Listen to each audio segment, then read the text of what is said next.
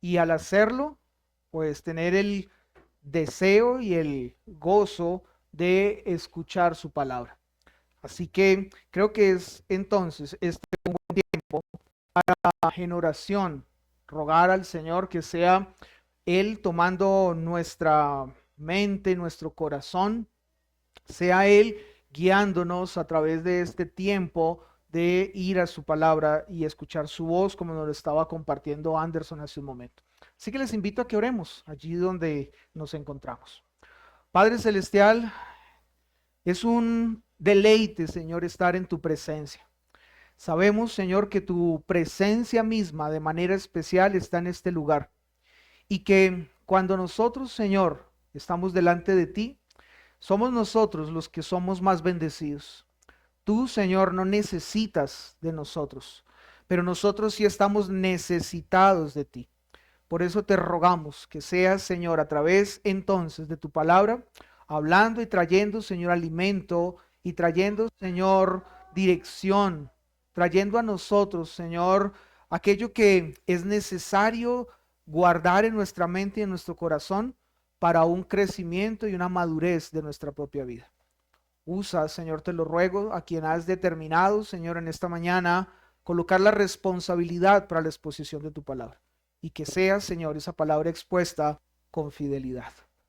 Señor, tu nombre entonces sea honrado por siempre. Amén. Hemos estado entonces hablando acerca de un libro, una carta, más específicamente, que empezamos el año pasado y que esa carta pues ha sido de enorme bendición para cada uno de nosotros. Hoy empezamos ya leyendo la primera parte de esa carta y es entonces la primera parte del texto que nos corresponde de esa carta y es entonces el texto de Hebreos capítulo 11. Y quiero invitarles a que ustedes dirijan allí su atención a Hebreos 11. El texto que hoy entonces estamos estudiando va del versículo 20 al versículo número 31. Y mientras que usted nuevamente se ubica en ese texto de la palabra de nuestro buen Dios, creo que sería bueno recordar lo que algunas personas mencionan. Las personas comúnmente dicen, la fe mueve montañas. ¿Ha escuchado usted esa frase? Y ahora permítame hacerle una pregunta más personal. ¿Ha dicho usted esa frase? ¿La fe mueve montañas? Y si usted la ha dicho, bueno, ¿por qué razón la ha dicho? La ha dicho porque es una convicción de su corazón, la ha dicho porque es algo de lo que usted está profundamente convencido. Si es así, bueno, esa es una manera de responder, pero si es así, si usted cree que la fe mueve montañas, si usted ha dicho esta expresión porque es una convicción del corazón suyo, yo quiero decirle esta mañana que usted está equivocado y que hay que hacer un cambio en su mente y en su corazón con respecto a esto, porque no es verdad que la fe mueva montañas. Ahora, eso lo dicen las personas fuera de la iglesia y eso lo creen las personas que son personas con un pensamiento muy positivo o con un pensamiento que plantea que realmente en nosotros está el poder. Pero realmente no es la fe la que mueva montañas. Lo que realmente es correcto es que es Cristo el que mueve montañas. La fe por sí sola, en diferentes momentos lo hemos hablado, no vale, ni tiene valor, ni sentido. La fe solamente tiene valor cuando es puesta en Cristo, cuando descansa en Cristo. De resto, la fe no sirve para nada. Aunque muchos le atribuyan a la fe muchas cosas que al final terminan diciendo era cuestión de tener fe. Se necesitaba la fe para realmente poder lograr o alcanzar lo que usted deseaba o anhelaba. Teniendo entonces esto claro, Creo que es bueno también en este momento al empezar este mensaje, como primera parte de esta predicación, recordar las cosas que el texto por excelencia de la Escritura nos habla con respecto a la fe. Como nosotros somos tan desmemoriados, ayer me sucedió algo que me sorprendió y me llevó a decir, uy, caramba, sí, qué desmemoriados, no sé, ya me preocupó por la edad. Pero como somos tan desmemoriados, pues creo que es necesario, no solamente bueno, sino necesario, ir a la Escritura, retomar lo que hemos hablado y traerlo otra vez a nuestra mente como algo que sea fresco para afianzarlo más en nuestro corazón. No se preocupen, no vamos a retomar todo lo que ya se ha predicado, pero permíteme recordarle esto en esta mañana. Cuando nosotros vamos al texto de Hebreos capítulo 11, encontramos que el expositor de Hebreos, que también lo hemos mencionado en diferentes momentos, no tenemos claridad, no hay certeza quién fue el escritor de esta carta a los Hebreos. Algunos lo atribuyen a Pablo, otros cuestionan que realmente haya sido él, pero lo claro es que fue inspirado por el Espíritu y eso es suficiente. Cuando vamos entonces al texto de Hebreos 11, encontramos unas respuestas a preguntas, si las planteáramos como preguntas, o unas enseñanzas muy puntuales con respecto a la fe, que son las que quiero invitarle a que no olvidemos. Por eso, en esta primera parte de este mensaje, quiero hablarlas nuevamente para que si usted las olvidó o si usted no las ha tenido presente, pues hoy nuevamente las tenga presente y las guarde allí, no solamente en su mente y en su corazón, sino como una buena práctica en una libreta, en un cuaderno, para estar volviendo allí a esto y recordar lo que el Señor nos habla en su palabra. Creo que entonces al hacer este recuento, lo primero que tendríamos que ver en el texto de Hebreos es qué es la fe. Como hemos dicho, se han dicho muchas cosas acerca de la fe. Y casi que podríamos decir que cada persona tiene su propio concepto o definición de fe. Pero no se trata de lo que cada uno pueda creer con respecto a la fe, sino lo que Dios mismo ha dicho en su palabra con respecto a la fe. Y si le preguntáramos a Hebreos 11, ¿qué es la fe? En el versículo 1, Hebreos 11 nos respondería lo que es la fe. Dice el versículo 1. Es pues la fe la certeza de lo que se espera, la convicción de lo que no se ve, ¿cierto?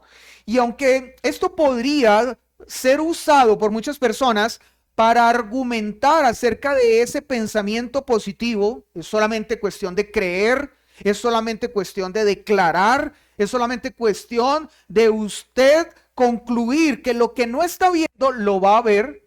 Usted no está viendo que su cuenta está con hartos ceros, pero créalo que va a estar así.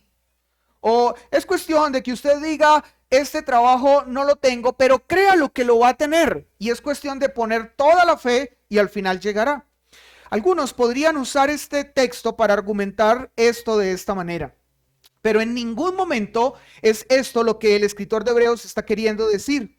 Lo que el escritor de Hebreos quiere decir es que así como nuestra vista física es el sentido que nos da evidencia a un mundo material, con nuestros ojos es que nosotros podemos claramente ver un mundo material. La fe es el sentido que nos da evidencia de un mundo espiritual e invisible. Esto es la fe. La fe es la que nos permite tener esa capacidad de poder ver al invisible o la capacidad de podernos relacionar con el invisible, la capacidad de poder entrar a tener una relación más estrecha con aquel que con nuestros ojos físicos no vemos. Así que entonces, cuando el texto habla de que la fe es la certeza de lo que se espera, la convicción de lo que no se ve, está haciendo referencia a aquello que nosotros por la fe sabemos que es real y existe, y es una mención directa a Dios, su palabra y sus promesas. No es a un cheque en blanco. No es entonces a esa invitación a creer o pensar en todo lo que usted se le antoje y saber que será una realidad. No es eso. Pero no solamente el texto de Hebreos nos define qué es la fe, sino que el mismo texto de Hebreos nos habla de para qué sirve la fe. Y ya sabemos nosotros lo que es, bueno, ¿para qué sirve? Es muy necesario nosotros tener claro para qué sirven las cosas. Imagínense que nosotros tuviéramos estos aparaticos que son tan comunes y que dejamos más fácil la Biblia que este aparato, pero no supiéramos para qué sirve. Yo recuerdo que cuando estaban saliendo los que son más grandecitas, las tablets, algunos decían, ¿y eso para qué sirve? Le decían, eso es una tablet. Entonces salían propagandas de una mujer de ama de casa y la cogía para picar sobre ella cebolla, tomate y lo demás, porque era una tablet. La pregunta es, ¿para eso fue creada? ¿Para eso servía o para eso sirven estas tablets? Obviamente. La pregunta entonces surgiría al estar mirando el texto de Hebreos 11, ¿para qué sirve la fe? Y si nosotros vamos al versículo número 6, allí vamos a encontrar la respuesta. Esto también ya fue mencionado. Dice el versículo 6, pero sin fe es imposible agradar a Dios, porque es necesario que el que se acerca a Dios crea que le hay y que es galardonador de los que le buscan. Entonces, ¿para qué sirve la fe? Escritor de Hebreos o Espíritu Santo que inspiraste este texto, ¿para qué sirve la fe? Y la respuesta es muy clara en este texto. La fe es necesaria para poder agradar a Dios. Ninguna persona en este mundo puede tener la capacidad de agradar a Dios por sus propios medios o de acuerdo a sus propios pensamientos o sabiduría. Se necesita de esa fe de la cual también hemos dicho Dios la da para que se pueda tener entonces una vida que agrada a Dios. A Dios le agrada que no solamente nosotros de una manera racional sepamos que Él existe, sino que a Dios le agrada que nosotros vivamos de una manera que a Él le agrada. Que nuestro comportamiento en nuestra vida diaria muestre que entendemos, que estamos convencidos de que Dios es verdad, es real y que nuestras vidas las vivimos delante de Él. Ahora, pregunta, ¿tú usas la fe para eso? ¿O la usas para, como decíamos al principio, para creer que la fe mueve montañas? ¿O usas la fe para a través de la fe agradar al Dios que no ves con tus ojos físicos? Eso es lo que está diciendo el escritor de Hebreos, para lo cual la fe debe ser usada. Así que hay cosas en la vida que son difíciles y hay otras en la vida que son imposibles. Y cuando estamos hablando de agradar a Dios, es imposible agradarlo a menos que haya fe. La fe de la que habla la escritura. Pero seguimos en el texto de Hebreos y el mismo escritor de Hebreos ahora nos va a hablar de algo que es la esencia de la fe. La esencia de la fe. La fe, hemos hablado que es entonces ese medio por el cual podemos agradar a Dios. Pero el mismo texto nos presenta a nosotros la esencia de ella. ¿Cómo nosotros podemos realmente mostrar o cómo otras personas realmente pueden ver en nosotros que somos personas de fe? Porque decir que somos personas de fe o hablar que somos personas de fe, creo que eso es algo que cualquiera puede hacerlo. Pero no porque nosotros lo digamos, significa entonces que lo somos. Versículo 8. Dice el versículo 8. Por la fe, Abraham, siendo llamado, obedeció para salir al lugar que había recibido como herencia y salió sin saber a dónde iba. Ahora quiero preguntarles, de acuerdo a este texto que acabamos de leer, ¿cuál es la esencia de la fe? La esencia de la fe es la obediencia. La esencia de la fe no es tener esa capacidad positiva de la que ya hablamos. No es tener la capacidad de declarar lo que no ve, como en otros lugares comúnmente es expuesto en las iglesias. La fe, cuando hablamos de la esencia de ella, estamos hablando de que es la obediencia. Así que también allí es necesario que usted y yo nos cuestionemos. ¿Eres una persona de fe? ¿Tú te consideras una persona de fe? ¿Tú te presentas frente a otras personas como una persona de fe? Muchas personas afirman ser personas de fe y lo hacen porque ellos dicen que creen en Dios y porque ellos argumentan que hay una relación con ese Dios y por lo tanto son personas que en esa relación llegan a una condición de ser poseedores de gran fe. Sin embargo, la Escritura claramente nos desnuda a nosotros, mostrándonos si somos o no personas de fe. Y lo que la Escritura dice es, si eres obediente, eres una persona de fe. Mujeres, si ustedes son obedientes a la Escritura, son mujeres que pueden ser contadas como mujeres de fe. Hombres, si ustedes se someten a lo que Dios dice en su palabra y no se chista frente a lo que ella dice, sino que se obedece y se toma como una norma para la vida diaria, entonces son hombres de fe. De resto, si no hay obediencia, no hay fe. Porque si la obediencia es la esencia de la fe y no hay obediencia, entonces no hay tal fe. ¿Cómo te catalogas y cómo te evalúas a ti? ¿Eres alguien de fe o no? ¿Eres una persona de obediencia o de excusas frente a lo que Dios plantea en su palabra para con tu vida? Cuando la Escritura nos muestra la vida de Abraham, que fue el último hombre del Antiguo Testamento que estudiamos en este capítulo 11 de Hebreos, nos lo muestra justamente como lo acabamos de mencionar, como un hombre de fe. Y Abraham es conocido como el padre de la fe. ¿Había escuchado usted esto?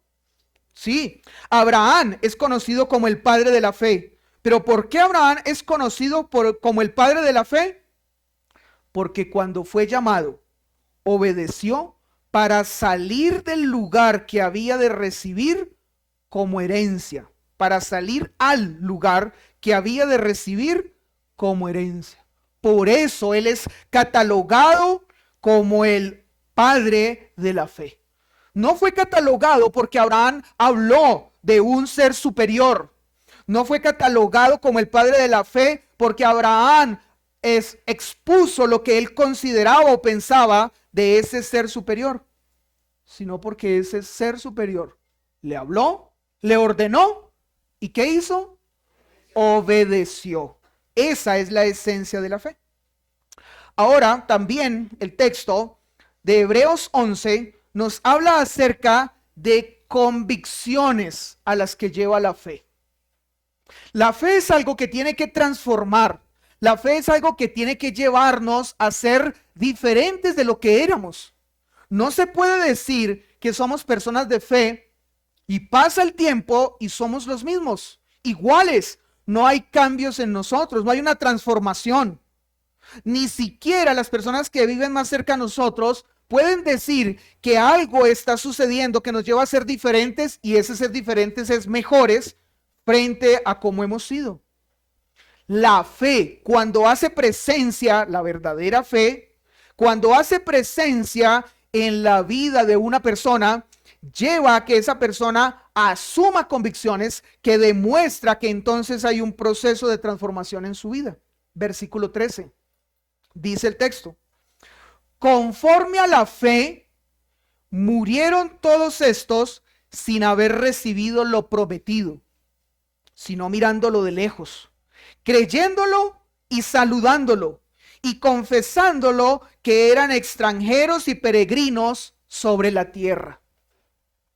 Bueno, yo creo que nosotros sabemos que hay una gran diferencia cuando nosotros vivimos en este mundo y nuestra mente está puesta aquí. Y creemos que la vida se trata de lo que este mundo ofrece o de lo que de este mundo nosotros podemos obtener. Pero otra cosa muy diferente es cuando vivimos en este mundo, pero nuestra vista, nuestra atención está puesta en lo venidero. Está puesta en lo que pasará o en lo que sucederá después de la muerte. Este texto, el versículo 13, de manera general, habla de personas que sus vidas fueron afectadas, sus vidas fueron transformadas, sus vidas fueron cambiadas, porque por causa de la fe ellos entendieron que este mundo no era su hogar, que este mundo no era su casa, que debían vivir en este mundo teniendo algo muy claro, teniendo una convicción muy clara en sus corazones. ¿Cuál era esa convicción? Que aquí eran peregrinos, que en este lugar solamente estaban de paso. Una cosa es cuando tú vives en este mundo creyendo que esta es tu vida, cuando tú crees que esto es todo lo que te espera para tu vida, y por eso entonces es que te esfuerzas por tus metas, por tus logros, por tus proyectos, por las cosas que anhelas tener aquí, porque crees que el tiempo se te va a acabar y no vas a alcanzar a lograr todo lo que quieres y vivir de la manera como el resto del mundo vive. Estaba justamente en este tiempo de ver noticias para algunos que lo hacen, y estábamos allí con las noticias yendo enterados de esa puja que está ahorita afectando el mundo entero por la nueva presidencia de los Estados Unidos. Y una de las cosas que pasan allí en los Estados Unidos es que hay junto al gobierno un hombre que es considerado como el hombre más poderoso del mundo o más adinerado del mundo. ¿Sí? Y resulta que este hombre está allí porque habla de que su intención es hacer que entonces Estados Unidos vuelva, junto con el pensamiento del presidente de ahora de Estados Unidos, que Estados Unidos vuelva a ser esa nación poderosa. Pero ¿saben? Yo creo que nosotros no podemos ser tan ilusos, si fuésemos estadounidenses, de considerar que entonces realmente lo que quiere este personaje es un bienestar para una nación. No, lo que quiere este hombre es seguir aumentando sus arcas, seguir aumentando su capacidad económica de poder y de dinero. ¿Por qué? Porque personas como él abundan en este mundo considerando que lo que este mundo ofrece es el todo para ellos. Es todo lo que ellos pueden lograr obtener y por eso entregan todas sus fuerzas y toda su vida para obtener esto. ¿Así vives tú? ¿Esa es la manera como tú ves el estar en esta tierra? ¿O lo ves como los hombres que aquí son mencionados de manera general y en plural, diciendo que ellos tenían una convicción muy clara? Y su convicción es, aquí eran peregrinos. La condición cambia totalmente cuando se tiene esa convicción. Yo aquí estoy de paso. Sí, tengo que trabajar y esforzarme por diferentes cosas que son mi responsabilidad, pero no tengo por qué amañarme, no tengo por qué acomodarme, no tengo por qué anhelar y querer estas cosas porque este no es mi hogar. La fe produce ese tipo de convicciones y transforma la vida de las personas. Y quiero citar esto último con respecto a lo que ya hemos hablado de la fe en este texto. ¿A dónde conduce la fe? Si somos peregrinos, si no debiéramos nosotros abrazar y aferrarnos y llorar cuando perdemos cosas en este mundo de una manera desconsolada porque creemos entonces que todo lo que hemos hecho y construido se ha perdido. Si ese no debiera ser nuestro comportamiento, ¿cuál debiera ser? Y lo que debiera ser es tener claro de que esa fe tiene un propósito de llevarnos a algún lugar. Esa fe no es un tema abstracto en la escritura, del cual podemos hablar filosóficamente, pero no llegar a ningún lado. La fe tiene entonces un fin y es llevarnos a un lugar. Versículo 16. El pastor Jacobo hace 15 días hizo referencia acerca de esto. Dice el texto, pero anhelaban una mejor, estos que tenían claro que su vida aquí en este mundo era de peregrinos. Esto es celestial, por lo cual Dios no se avergüenza de llamarse Dios de ellos, porque les ha preparado una ciudad. ¿A dónde conduce la fe? A la ciudad celestial. Allá conduce la fe. Esa fe de la que habla Hebreos tiene el fin y el propósito de que un día quien haya tenido esta fe, quien haya crecido y madurado en esta fe, de acuerdo no solamente a lo que dice Hebreos 11, sino el resto de la escritura, un día esté presente en esa ciudad celestial. Y allí podrá ver que realmente valió la pena el haber tenido la convicción de que en este mundo solamente se está de paso. Muchos se deslumbran por lo que este mundo da. Pero si pudiéramos compararlo, si pudiéramos tener la oportunidad de observar este mundo y al mismo tiempo observar lo que es esa ciudad celestial, créanme que ninguno escogería lo que este mundo ofrece, porque claramente lo verían como poca cosa comparada a la ciudad celestial. Sin embargo, el Señor no ha querido que sea así para nosotros. El Señor no ha querido colocarnos frente a nosotros los dos lugares en el que vivimos y al mismo tiempo observar el celestial, para que decidamos. Lo que el Señor ha hecho es llamar a una promesa, a creer en una promesa, la cual dice, ese mundo que Él ofrece es mejor. Ya usted mirará si lo cree. Por fe lo puede hacer. La fe lleva a eso y no solamente a creer que es verdad, sino que un día lo llevará allá. Así que entonces vale la pena tener esa fe, la cual tiene una recompensa de la que habla también el texto de Hebreos. Estas son las cosas que quería que nuevamente trajéramos a nuestra memoria y nosotros las guardáramos cada vez de una manera más clara en nuestra mente y en nuestro corazón. Ahora, aunque hemos hablado de cosas muy importantes con respecto a la fe, quiero decirles en esta mañana que no hemos hablado de lo más importante. Hemos hablado de cosas importantes, o hemos recordado de cosas importantes, pero no hemos hablado realmente de lo más importante. Y cuando nosotros seguimos avanzando en la lectura del capítulo 11 de Hebreos, llegamos a un punto del texto donde nos va a hablar de realmente lo más importante. A veces uno, como predicador, y creo que en algún momento yo he también vivido eso, a veces uno dice, les voy a hablar de lo más importante un día. Y pasan los domingos, las semanas, y pasan los meses, y por allá más adelante el mismo predicador dice, les voy a hablar de lo más importante. ¿Y lo que habló hace un par de meses atrás no era lo más importante? Bueno, a veces a uno le pasa realmente eso, pero permítanme aclararles esto. Vamos a hablar de lo más importante que el texto de Hebreos capítulo 11 habla con respecto a la fe. Hice ese recuento para mostrarles que el texto de Hebreos 11 nos ha hablado de cosas importantes acerca de la fe. Pero ahora ya vamos a dejar de hablar de las cosas importantes con respecto a la fe y vamos a hablar de lo más importante con respecto a la fe. Lo que es superior, lo que está por encima de todo lo demás. Ahora, alguno esperaría que eso de lo que habla, de lo que estoy mencionando, no estuviera en el texto que estamos a continuación, sino al final, porque uno esperaría que se haga una argumentación en el texto para al final llevarnos a esa exposición.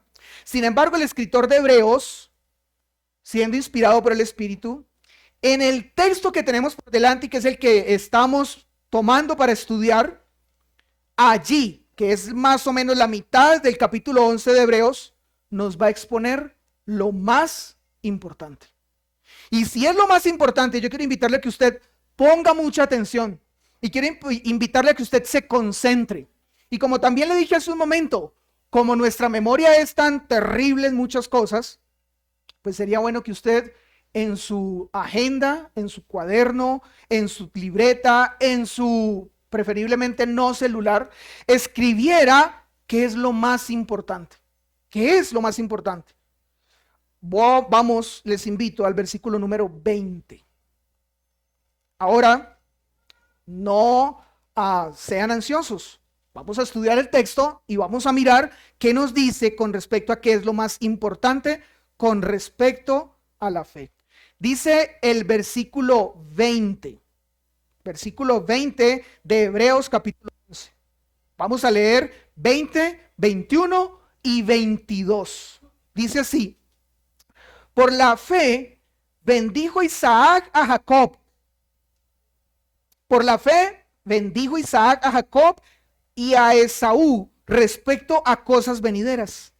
Por la fe Jacob al morir bendijo a cada uno de los hijos de José y adoró apoyado sobre el extremo de su bordón.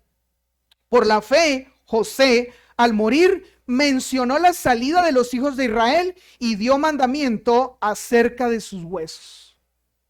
Al leer estos 3 versículos, vemos cómo el escritor de Hebreos nuevamente lleva a sus lectores a colocar su atención en las cosas pasadas, en hombres de la antigüedad, los cuales el escritor de Hebreos argumenta vivieron por fe. Fueron hombres y también mujeres de fe. Ahora, en estos 3 versículos que hemos leído, lo que nosotros encontramos es que nuevamente el escritor de Hebreos resalta la vida de 3 hombres que vivieron por fe. Si usted ha leído el Antiguo Testamento, si ha sido juicioso en el conocer la palabra de Dios desde el inicio, conoce más ampliamente la vida de estos 3 hombres que son mencionados en estos 3 versículos que acabamos de leer. ¿Quiénes fueron? Isaac es el primero, Jacob es el segundo y José es el tercero. Del primero, si usted conoce la historia del Antiguo Testamento, es del que menos se habla, de Isaac. Se habla de él, pero no con una amplia extensión. Después se habla de Jacob y se nos muestra o se nos desnuda a un hombre que no sería el hombre digno de imitar, si usted conoce la historia. Pero después se nos habla de otro hombre que ese sí es digno de imitar: José. De estos 3 hombres, nuevamente el escritor de Hebreos habla para argumentar que sus vidas fueron vidas de fe. Ahora, antes de llegar a responder esa pregunta o antes de llegar a esa conclusión, ¿qué es lo más importante en la fe? Coloquemos por un momento nuestra atención en la vida de estos 3 hombres. Isaac es el primero.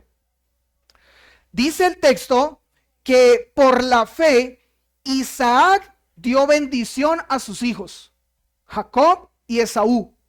Aunque esa bendición que nosotros sabemos, fue una bendición muy fuera de lo normal y de lo común.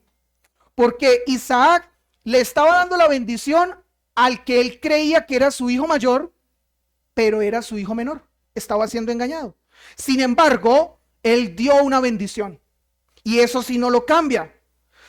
Como él no estaba consciente o no sabía claramente que le habían hecho un cambio, las palabras que él pronuncia son las palabras que él tenía para su hijo mayor. Pero escuchemos qué palabras son las que menciona Isaac en el momento de la bendición para su hijo, que él creía que era Esaú, pero realmente era Jacob. Pongamos atención en las palabras que él pronuncia, porque esto es lo que cita el escritor de Hebreos para decir que Isaac era un hombre de fe. Dice, si usted quiere buscarlo, Génesis capítulo 27, versículo 27 en su segunda parte hasta el versículo 29. Mira el olor de mi hijo, como el olor del campo que Jehová ha bendecido. Así comenzó Isaac a bendecir a su hijo que creía que era Esaú, pero realmente era Jacob. Y sigue diciendo el versículo 28. Dios pues te dé del rocío del cielo y de las grosuras de la tierra y abundancia de trigo y de mosto. Sírvante pueblos y naciones se inclinen a ti. Sí, Señor de tus hermanos. Sé, Señor de tus hermanos. Y se inclinen ante ti los hijos de tu madre. malditos los que te maldijeren y benditos los que te bendijeren. Estas fueron las palabras de bendición entonces de Isaac para su hijo mayor. Pero ¿por qué el escritor de Hebreos dice que él fue un hombre de fe, Isaac? Porque cuando bendijo a su hijo, que creía que era el mayor, lo hizo retomando la bendición, retomando la promesa que el padre de él, o sea Abraham, había recibido de parte de Dios. En ese tiempo, como en el día de hoy, pues un padre puede bendecir a su hijo de la manera como prefiera, como quiera, con las palabras que desee escoger. Pero estas palabras fueron muy puntuales y fueron muy claras con respecto a lo que Isaac quería para su hijo mayor.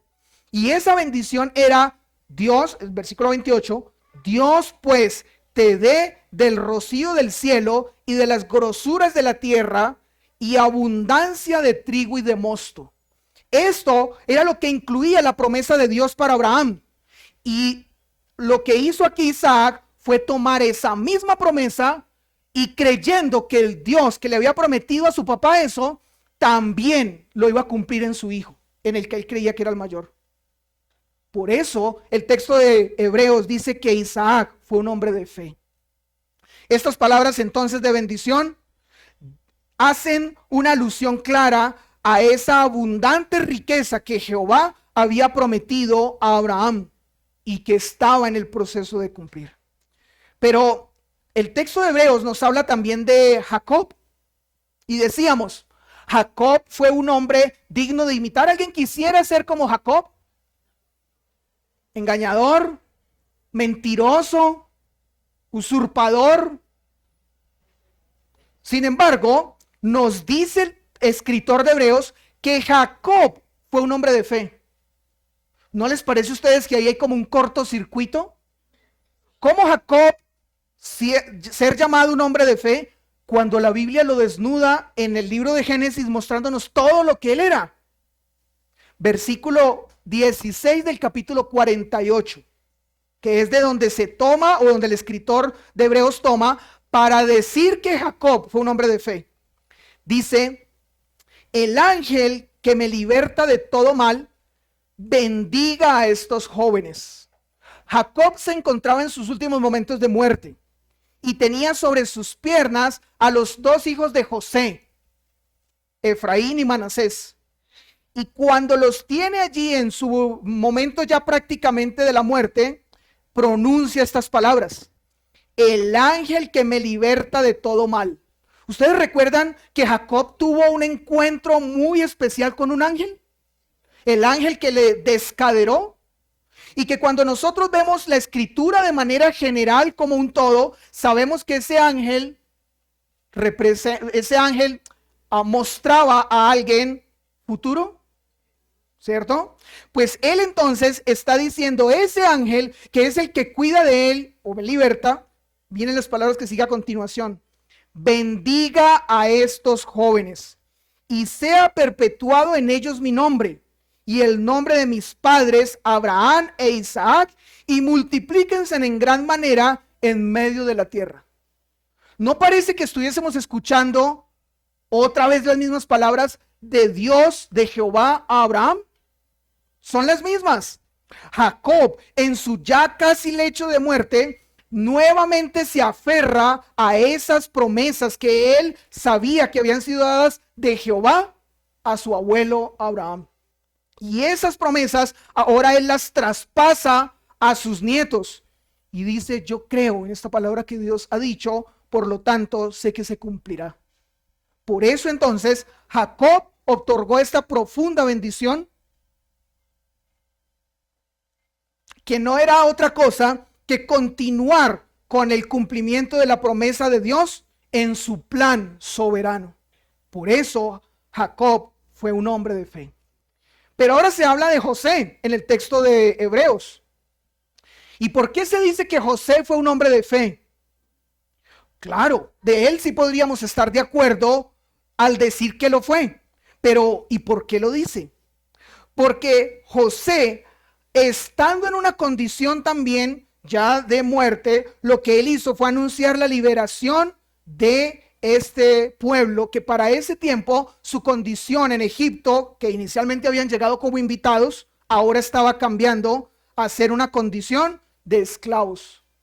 Génesis capítulo 50, versículo 24 dice: y José dijo a sus hermanos: yo voy a morir, mas Dios ciertamente os visitará y os hará subir de esta tierra a la tierra que juró a Abraham, a Isaac y a Jacob.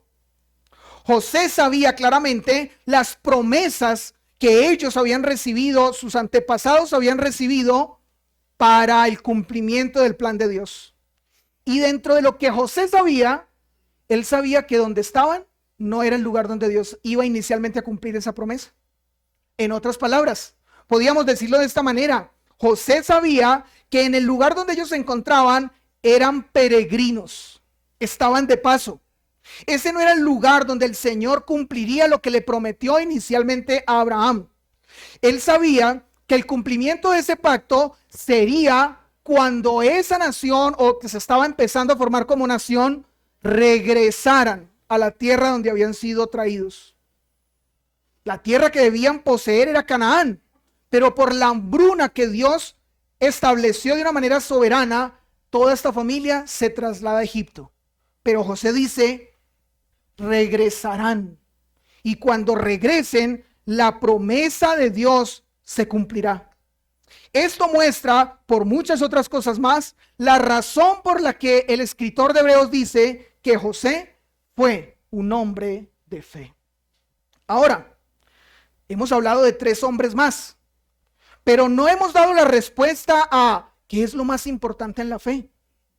Nos muestra la vida de hombres que en su proceder la Biblia los cataloga como hombres de fe, pero seguimos sin la respuesta de qué es lo más importante en la fe.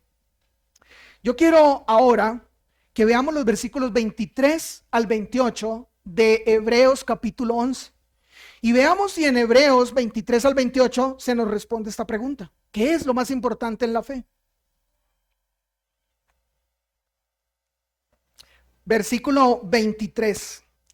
Dice la palabra de nuestro Dios: por la fe Moisés, y aquí ya nos va a hablar de otro hombre más, pasados los años, cuando nació, fue escondido por sus padres por 3 meses, porque le vieron niño hermoso y no temieron el decreto del rey.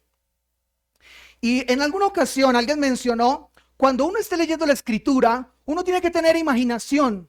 Uno no puede leer la escritura como sin querer uno tratar de meterse en la historia o tratar de imaginarse lo que está sucediendo en la escritura, para que eso le lleve a uno a comprender mucho mejor el texto.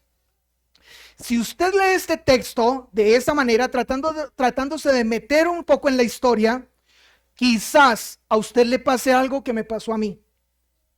Escuche, vuelvo y lo leo. Por la fe Moisés, cuando nació, fue escondido por sus padres por 3 meses, porque le vieron niño hermoso y no temieron el decreto del rey. ¿Qué es a lo que quiero hacer referencia? Que de pronto a usted le sucedió lo mismo que a mí. Venga, aquí no se está hablando de 2 cosas diferentes. Dice el texto que por la fe Moisés fue escondido por sus padres. ¿Y cuál fue la razón? Lo vieron hermoso. Pero el escritor de Hebreos dice que fue por fe.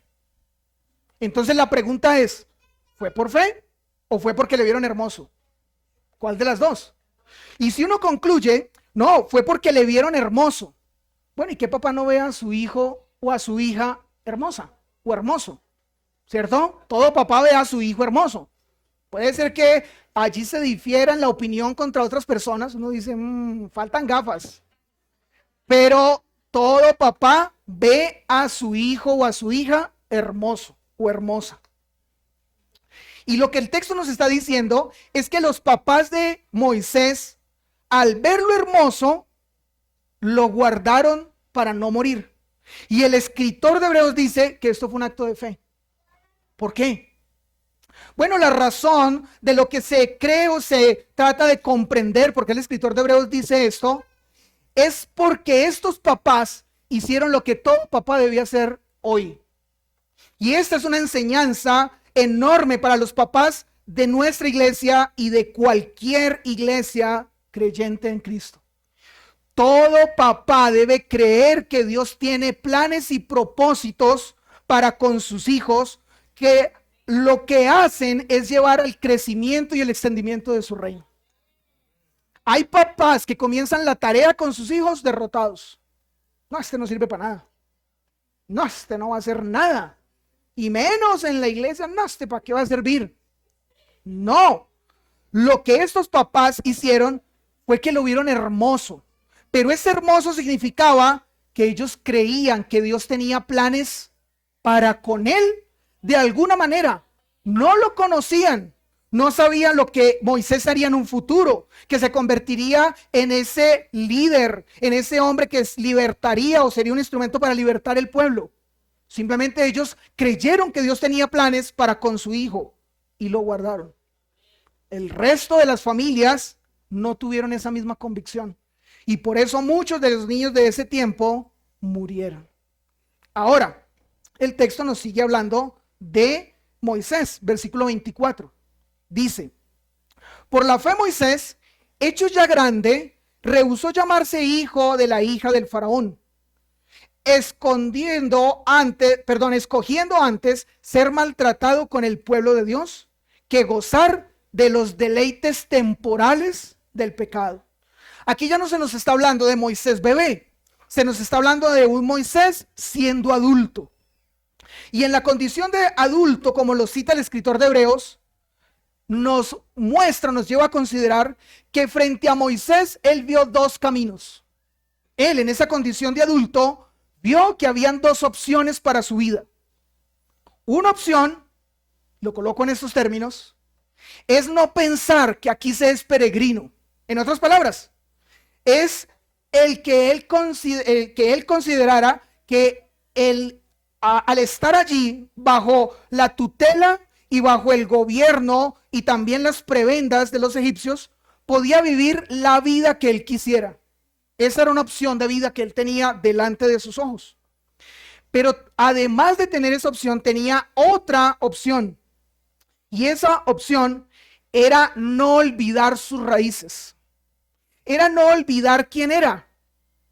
Claramente los hebreos y los egipcios se diferenciaban entre ellos, como hablar de un europeo y de un africano.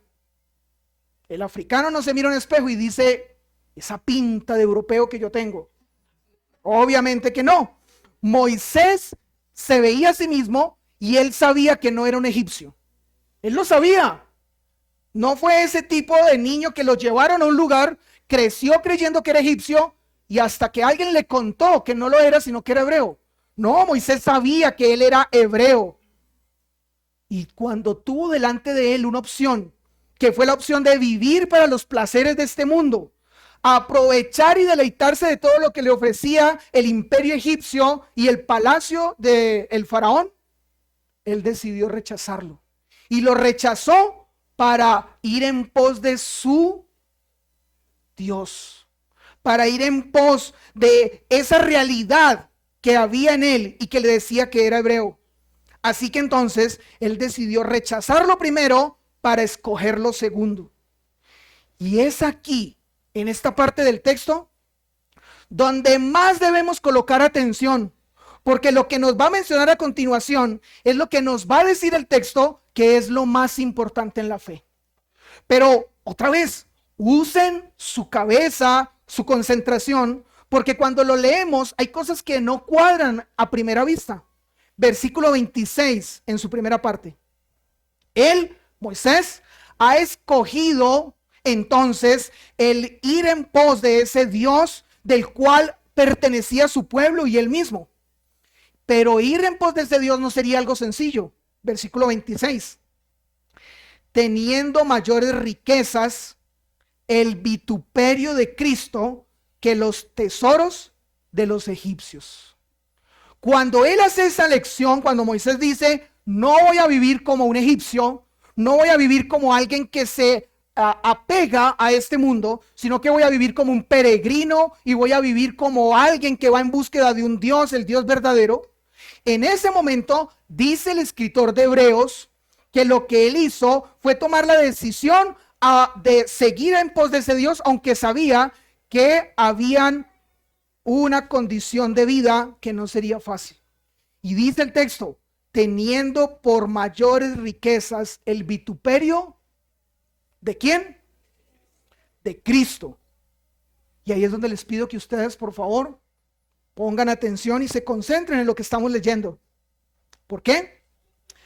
Porque el escritor de Hebreos nos coloca a Moisés y a Hebreos como en el mismo momento. Que Moisés conoció a Cristo y conociéndolo a él y conociendo lo que él hablaba o enseñaba o lo que él proclamaba, él entonces fue convencido por Cristo y decidió caminar en pos de él. Así aparentemente nos presenta este texto de Hebreos a Moisés y a Cristo. Pero, ¿fue así realmente? ¿Es de esta manera? Dice Hebreos, Moisés eligió los vituperios de Cristo. Pero un momento, Cristo no estaba en ese momento. Es más, fue necesario que transcurrieran 1500 años para que pudiese entonces aparecer de una manera física en medio de la creación Cristo mismo. 1500 años después. Así que, ¿por qué el escritor de Hebreos habla entonces que Moisés prefirió a Cristo? ¿Por qué? ¿Por qué el escritor de Hebreos nos dice que para Moisés fue más importante colocar su mirada en Cristo? Bueno, cuando nosotros comenzamos a tratar de encontrar algo que nos resuelva esta pregunta o esta inquietud, creo que nosotros debemos ver lo que nos dice la Escritura con respecto a lo que se vivió en el tiempo de Moisés. ¿Sí? Moisés no conoció a Cristo físicamente. Para ese tiempo, Cristo no andaba en la tierra y conversaba con las personas como Cristo lo hizo con los apóstoles. Sin embargo, Moisés colocó su atención y su mirada en Cristo. ¿Por qué? Porque claramente ya habían menciones de Cristo para ese momento. Porque claramente ya se hablaba de Cristo para ese tiempo de Moisés. Pero por la fe. Recuerden que la fe es entonces creer en algo que no está, en algo que no veo con mis ojos físicos, pero con mis ojos espirituales sí veo. Y Moisés entonces escuchó de Cristo y creyó en Cristo aunque no estaba viendo a Cristo. Y aunque había que esperar 1500 años para que Cristo llegara. ¿Qué es lo que se habla de Cristo? ¿Qué es lo que Moisés había escuchado acerca de Cristo en su tiempo? Y aunque no lo había visto. Vámonos un momento a esta parte. Génesis, capítulo 49, versículos 10 al 12.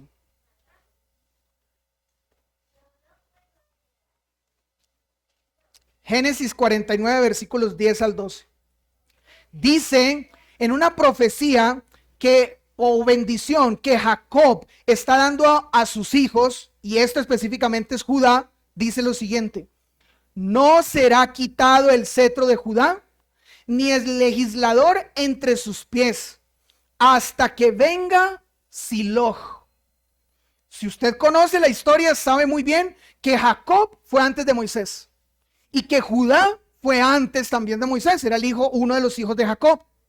Pero dice Jacob en la bendición que le está dando a Judá, que es uno de sus hijos, no será quitado el cetro de Judá, ni el legislador entre sus pies, hasta que venga Siloj.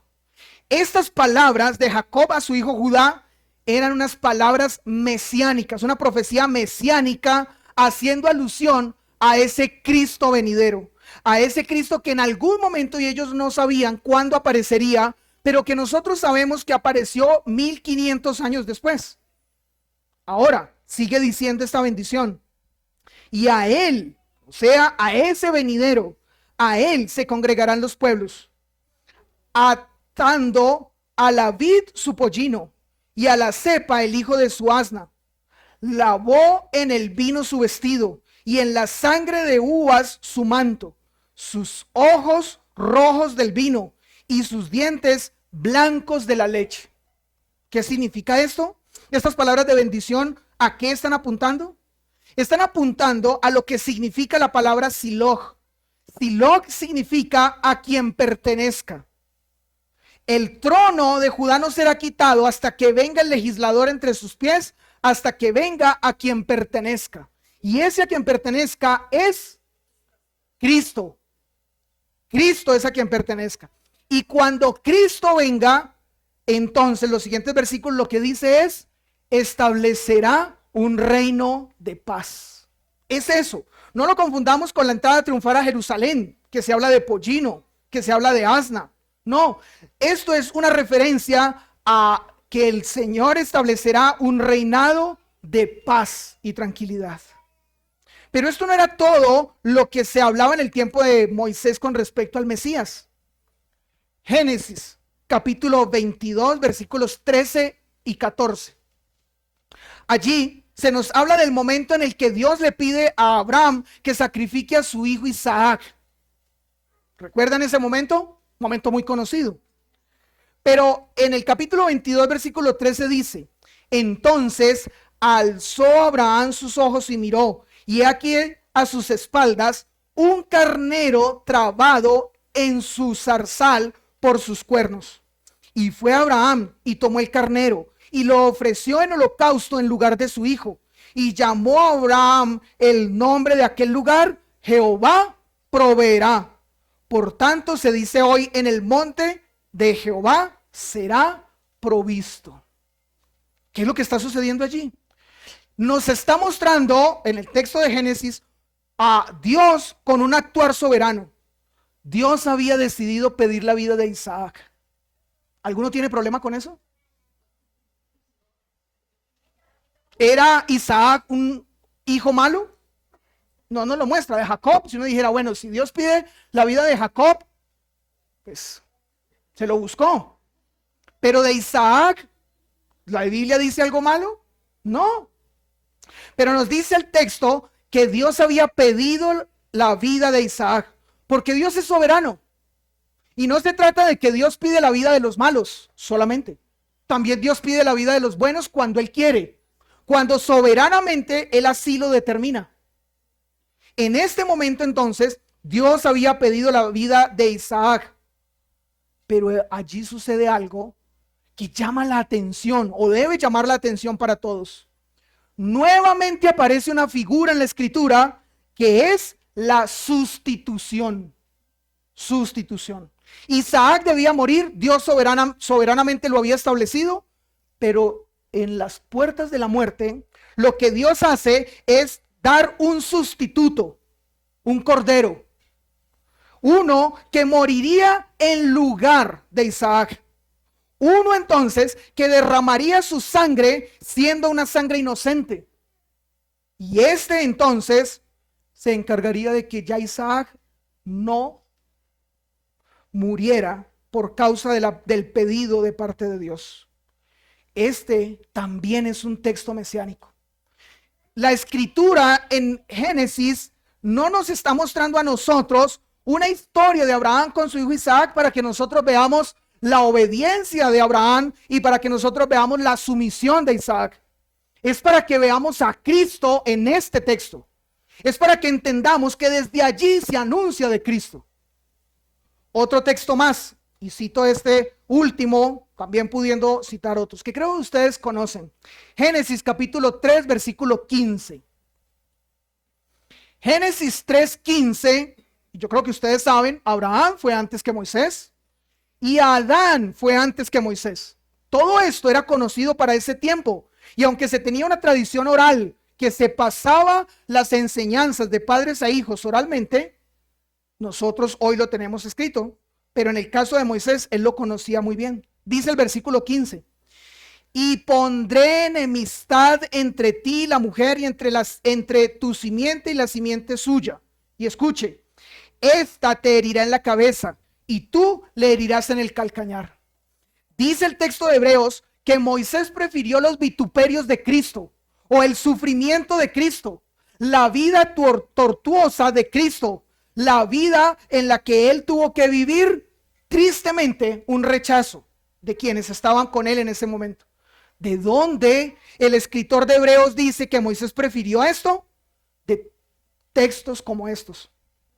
Porque para ellos en ese tiempo sabían que ese Mesías que vendría no vendría para vivir una vida tranquila, de paz, placentera, sino que sabían que ese Mesías vendría y de una forma muy clara tendría que sufrir para poder lograr el plan determinado por Dios. El texto dice, la cabeza de la serpiente será pisada por el que vendrá, ese Mesías venidero.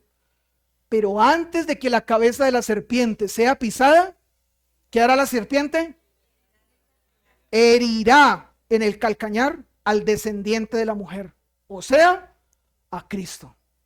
Todo esto lo sabía Moisés, y por eso entonces, aunque no habían transcurrido los 1500 años de los que ya sabemos tuvieron que transcurrir, Moisés prefirió colocar su mirada en Cristo.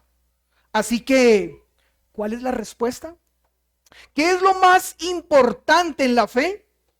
Lo más importante, y quiero pedirle que usted con letra mayúscula, quiero pedirle que usted con negrilla, con cursiva en su cabeza, deje claro esta respuesta. Lo más importante en la fe es Cristo y solo Cristo. Nadie más. Cristo y solo Cristo. La fe no tiene ningún sentido así usted la coloque en la boleta o así usted la coloque en ese juego de azar que entrega la mayor cantidad de millones. La fe no tiene sentido para nada en eso. La fe solamente tiene sentido cuando usted coloca su mirada en Cristo. Y en el caso de Moisés, Moisés colocó su mirada en Cristo 1500 años adelante. Hoy usted puede colocar su mirada en Cristo 2000 años atrás. Pero es exactamente lo mismo. Cristo y solo Cristo es la razón de la fe. Por eso el título en esta mañana de este mensaje, fe en Cristo y nada más. Como iglesia, nosotros creemos en una de las 5 solas de la Reforma. ¿Y qué enseña esta sola de la Reforma? Solo en Cristo hay salvación y no más. No hay ningún otro medio, no hay ninguna otra manera. Solo Cristo, en Él hay salvación. Ahora, fue justamente entonces por eso, y quizás ustedes se estarán preguntando, bueno, falta el resto de los versículos, 26 en la mitad en adelante. Tranquilos, no vamos a ahondar en esos versículos, pero sí quiero decirles, porque Moisés colocó su mirada en Cristo, es que él hizo lo que está a continuación. Y que espero sea la motivación y sea el empuje para cada uno de nosotros para vivir de la misma manera. Escuchen lo que dice el versículo 26 en su segunda parte. Porque tenía puesta la mirada en el galardón. Moisés sabía que colocar su mirada en Cristo no era algo para recibir de gratis o para no recibir nada al final de su vida. Moisés sabía que había algo después. Por eso él entendió que aquí era peregrino. Versículo 27. Por la fe dejó a Egipto, no temiendo la ira del rey, porque sostuvo como viendo al invisible. ¿Y quién es ese invisible? El Mesías, Cristo. Versículo 28. Por la fe celebró la Pascua y la aspersión de la sangre. Y esa Pascua y esa aspersión de la sangre, ¿a quién apuntaba? A Cristo, para que el que destruía a los primogénitos no los tocase a ellos. Por la fe pasaron el mar Rojo como por tierra seca, e intentando los egipcios hacer lo mismo, fueron ahogados. Por la fe cayeron los muros de Jericó después de rodearlos 7 días. Todas estas cosas las hizo Moisés por la fe, pero ya hemos dejado claro que no por la fe en su capacidad, no por la fe en la astucia para liderar un pueblo, no por la fe en esa condición que él tenía de ser un estratega militar. Ya el texto de Hebreos nos ha dicho que todas estas cosas Moisés las hizo por su fe en Cristo, porque él prefirió a Cristo, porque su decisión fue Cristo, porque él, teniendo dos caminos frente a su mano, él escogió Cristo y sus vituperios, aunque esto podría ser peor. Así que entonces la pregunta en esta mañana o en este momento es, ¿y tú? ¿Y tú? ¿Qué escoges? ¿Y tú qué eliges? ¿Y cuál es tu decisión? ¿Cristo realmente es lo más importante en la fe para tu vida? ¿O no? ¿O está bien el hacer parte de una iglesia como esta, donde se viene, se canta, se ora, se escucha la palabra, pero sigues haciendo tu voluntad? De esencia de fe, nada. De obediencia en la vida de fe, nada. ¿Esto es lo que tú escoges? ¿O escoges lo mismo que Moisés? No tienes que estar viendo a Cristo. No tienes que ir a un lugar a pedir una cita con él a que te la parten. A ver si te toca antes o después de la cita en la visa para los Estados Unidos. No, no tienes que hacer eso. Puedes ir a la Escritura y en la Escritura encuentras a Cristo. ¿Tu fe está puesta en Cristo o en ti? ¿Tú eres de los que dice la fe mueve montañas? ¿Todo lo puedo por la fe? ¿O tú eres el que dice solo en Cristo hay razón para tener fe? ¿Cuál de los dos? Quiero invitarles a que oremos en esta mañana y dando gracias al Señor por lo que el texto de Hebreos nos dice, que lo más importante en la fe es Cristo, pues le pidamos al Señor que nos lleve a nosotros en esa convicción de que nuestra fe descanse en Cristo. Oremos. Padre Celestial, te damos gracias, Señor, en esta mañana. Y lo agradecemos, Señor, porque no por orgullo, solo por reconocer lo que tú has dicho en tu palabra, no somos como otros. O por lo menos los que seriamente han ido a tu palabra con el deseo de ser instruidos por ella, no son como otros. Pensando que se trata de tener una buena actitud, pensando que se trata de decir palabras positivas, pensando que se trata de ser una persona que es muy acomedida para hacer cualquier cosa porque siempre sabe que esas cosas traerán un beneficio más adelante. Señor, no somos como estas o muchas otras. Entendemos que la fe es algo que solo va a valer cuando ella descanse, cuando ella esté puesta, cuando esa fe esté recostada en Cristo. Porque al fin y al cabo el que vale es Cristo. La fe no mueve montañas, pero Cristo, el que creó las montañas, las mueve y las pasa de un lugar a otro.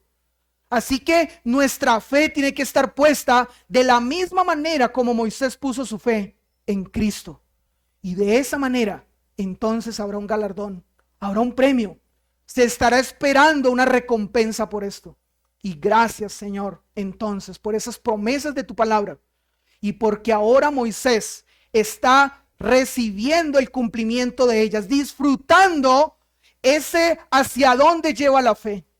Permítenos a nosotros también, Señor, llegar a ese mismo lugar, a esa ciudad celestial, para estar allí con el más preciado de todo lo que encontraremos allí, y es a Cristo mismo. Señor, tu nombre sea exaltado, seas adorado, Señor, seas, Señor, reverenciado por todos nosotros, por toda la eternidad. Amén. Dios les bendiga, amados hermanos.